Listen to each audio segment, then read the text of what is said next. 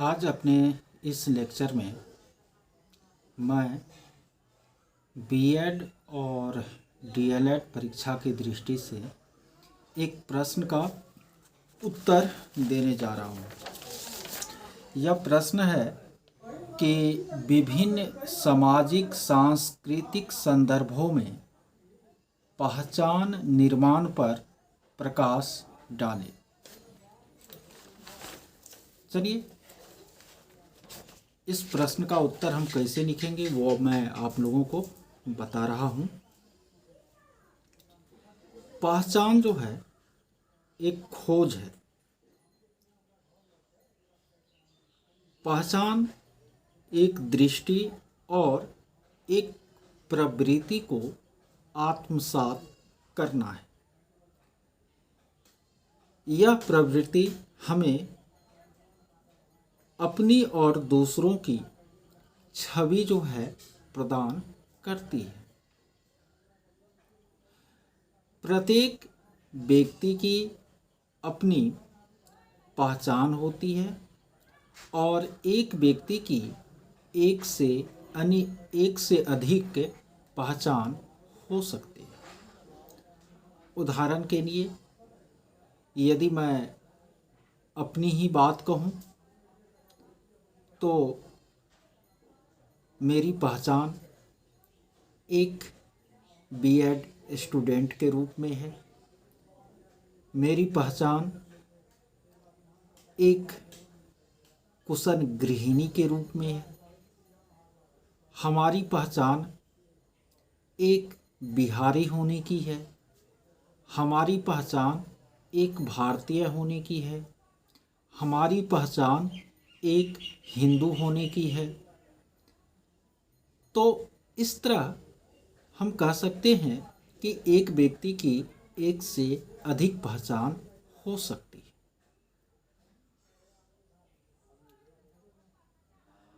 और प्रत्येक व्यक्ति जो है, प्रत्येक मनुष्य अपनी पहचान को स्थापित करने में, अपने पहचान की खोज करने में हमेशा जिज्ञासु होता है।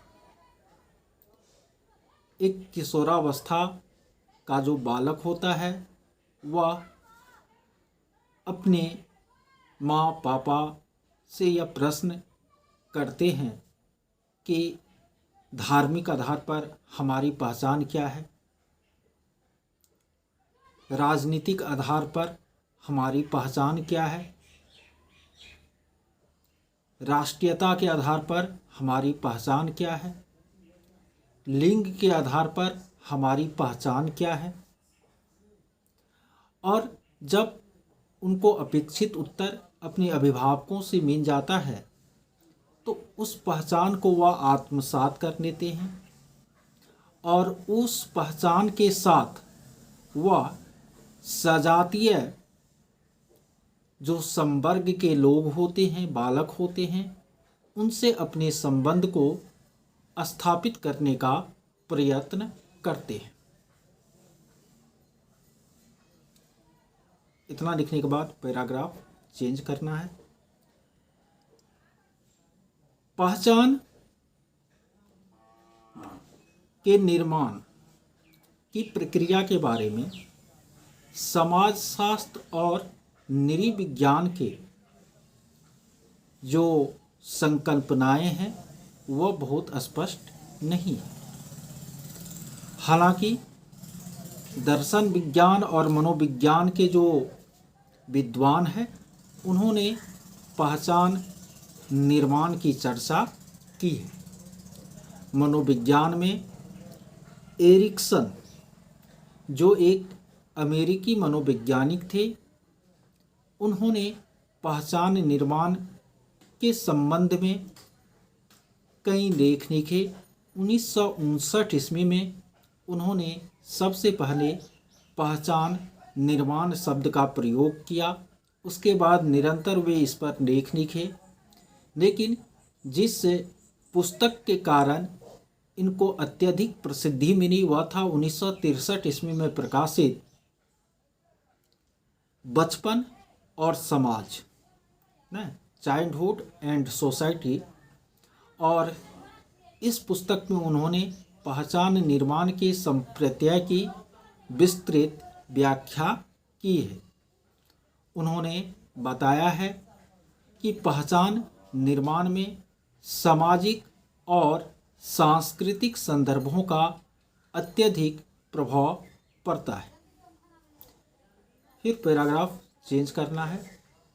पहचान निर्माण पर सामाजिक और सांस्कृतिक संदर्भों का किस प्रकार प्रभाव पड़ता है, जब हम इस पर विचार करते हैं तो हम पाते हैं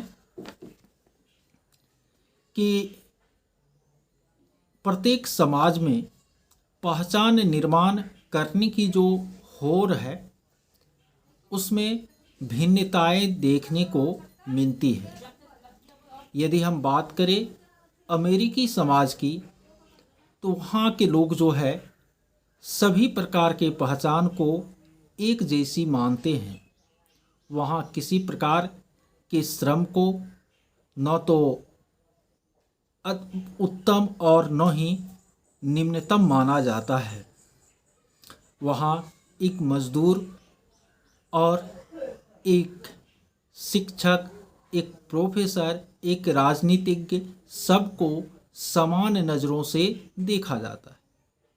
तो वहाँ के समाज के संदर्भ में प्रत्येक व्यक्ति अपने पेशे के आधार पर अपनी पहचान को छुपाने का प्रयत्न नहीं करता। वहीं यदि हम भारत के संदर्भ में देखें तो स्थिति विपरीत हो जाती है।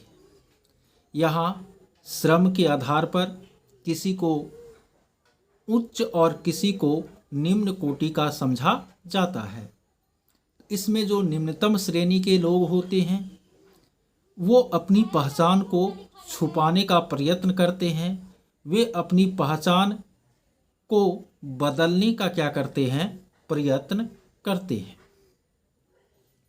निश्चित रूप से पहचान निर्माण पर सामाजिक सोच का बहुत अधिक प्रभाव पड़ता है।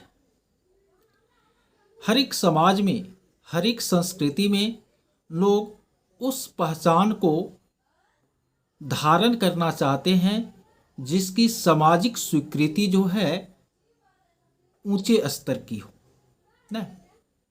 जैसे कि हमारे यहाँ हम लोग अब प्रगतिशील होने के होड़ में जो है अपने यहाँ की बेटियों को भी बेटा कहकर पुकारते हैं, क्योंकि बेटी वाला जो पहचान है वह उत्तम कोटि का नहीं माना जाता। लेकिन वहीं जो विकसित समाज है उसमें ये बात नहीं पाई जाती है।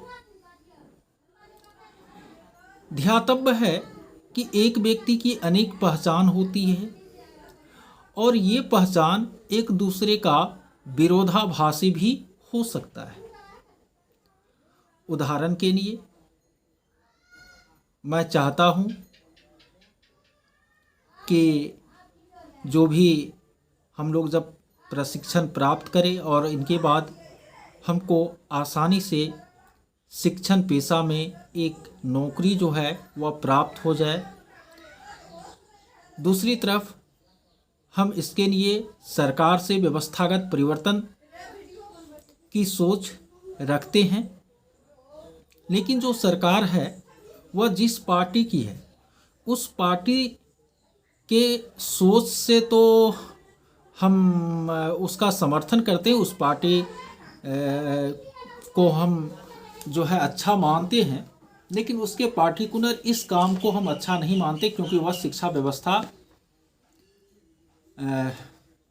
में जो है आवश्यक सुधार करने के लिए प्रयासरत नहीं है।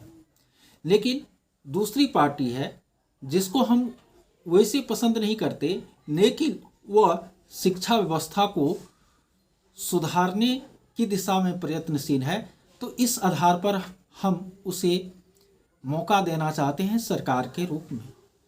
तो यहाँ पर विरोधाभास जो है उत्पन्न हो जाता है। और आज चूँकि दुनिया के समाज जो है एक दूसरे से बहुत घुल मिल गए हैं वैश्वीकरण के कारण, जिसके चलते एक राष्ट्रीय स्तर पर जो है लोगों की पहचान बन रही है।